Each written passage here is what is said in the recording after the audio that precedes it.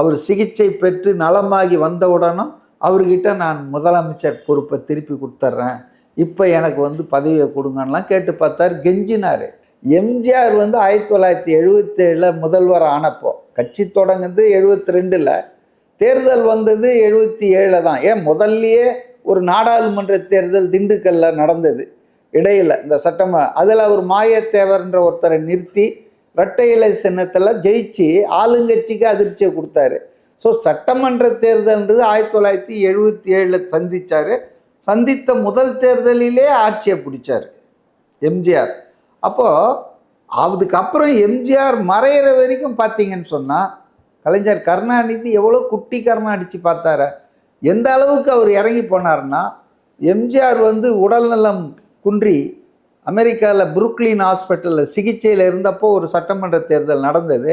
அப்போ அதை வந்து ஜெயலலிதா அண்ட் வீரப்பன் இவங்க தான் மேனேஜ் பண்ணாங்க பிரச்சாரம்லாம், அவர் வந்து பண்ணக்கூட இல்லை.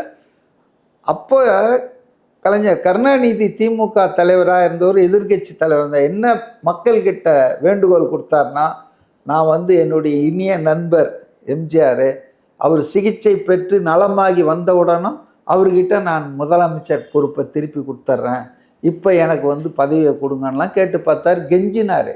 ஆனால் அப்போ கூட அவர் ஆஸ்பத்திரியில் இருந்தாலும் சரி, அவரால் பேச முடியலனாலும் சரி, எம்ஜிஆர் தான் எங்களுக்கு வேணும்னு தமிழ்நாட்டு மக்கள் வந்து தொடர்ச்சியாக தேர்ந்தெடுத்தார்கள். ஸோ தனி மெஜாரிட்டியில் வின் பண்ணாரா இல்லை அலைன்ஸ் இருந்துச்சு? யார்?